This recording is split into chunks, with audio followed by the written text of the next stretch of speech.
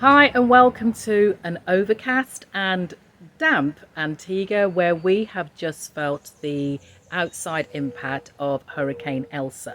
But that doesn't stop the gardening. The rain has stopped. It's a great time to start doing your transplants and things like that.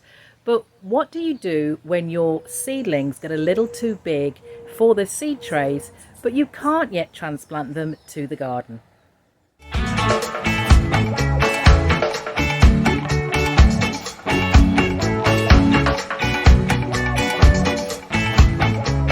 Hi, Janice here from Caribbean Garden Life, and today we're going to talk about how you uppot, I call it uppotting, your seedlings from the seed trays to slightly bigger containers to help the roots develop some extra growth, get bigger and stronger before they go into your main bed or your main container. This is really crucial. It's a great time for when they're growing to get them stronger and just to give them the best start you can for the months ahead. Now, it may be summer, but we're already starting to think about what our fall, I say fall in air quotes, but what our fall or the cooler weather crops will start looking like. So follow me as we start transplanting the peppers and tomato seedlings and a lot more that I started a couple of weeks ago.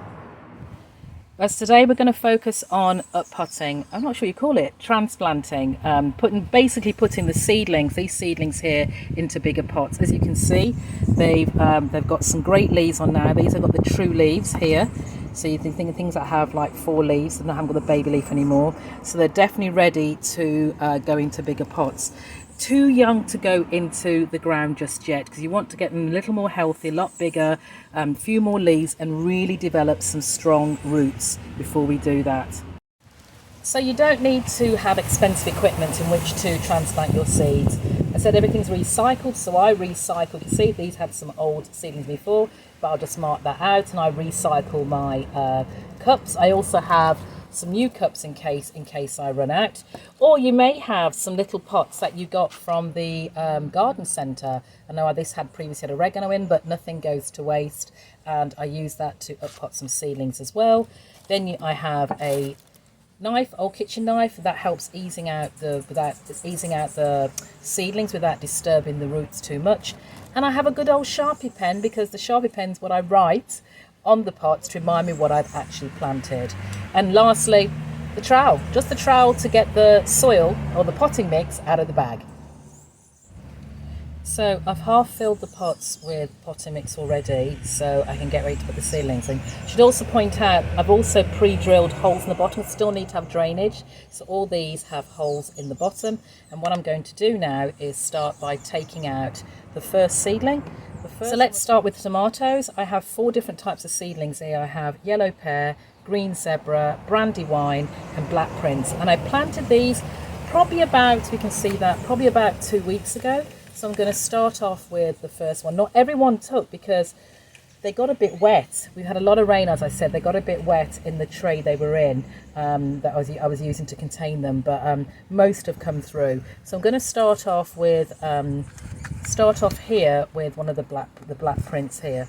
So let's just ease that out with the knife. Put the knife around the side. Try not to disturb the roots. Let's see what we've got here. It's very wet, as I said. We've had a lot of rain. You can see. Probably can't see the roots. It's got a well-formed root. You just use the knife, make a little bit more hole in the pot here. Make sure it's in. Try not to damage the roots as much as you can. And then just top it up with some extra potting soil. Extra potting soil. Press it down a little bit. As I said, this is where my Sharpie comes into play. Just take the Sharpie, find a clean space and write black prints. And that's it. So I'm going to get ahead with potting all the other seedlings up.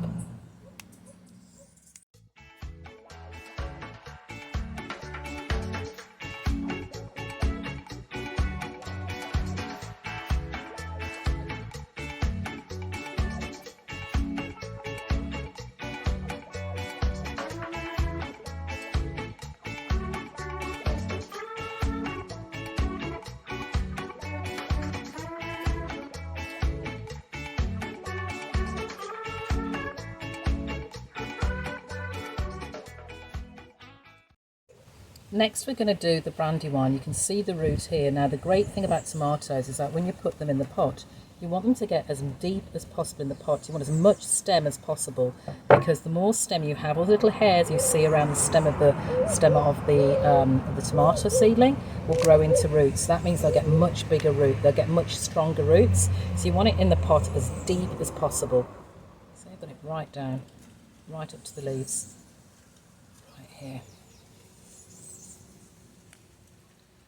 So all these will grow around the stem here. All that stem will grow extra roots in the pot. So tomato seedlings are all done. Now we're going to move on to the peppers, and these have done pretty well, much better than the tomatoes. We've got cayenne, some golden wonder, California golden wonder. We've got some red cherry, poblano and pepperoncini, and we're going to do exactly the same thing as we did for the peppers. Cups have changed, and I love these transparent cups even more because you can actually see the roots as they're growing. So this is going to be great. I'll have much fun watching this, and I've already pre-labelled these because I just counted how many seedlings I have before I go to pop them up. I don't know if you can see, but I just want to show you the roots that are already forming really well, so you can see it. Some really nice roots there. And this is a red cherry pepper. So this is the finished product. What I'm going to do now is give them a feed of fish fertilizer because it's more nitrogen rich, which will give an opportunity for the plants to develop much stronger leaves as they grow before they go into the next journey, where they either go into containers or into the main grow bag. So that's it. How to transplant your seedlings into, or up-pot your seedlings as I call it, in the next stage before you put them in the ground. So that ends this episode of Caribbean Garden Life. If you like what you saw, don't forget to subscribe. Hit the bell so you get notified when the next video is out. Until next time, take care.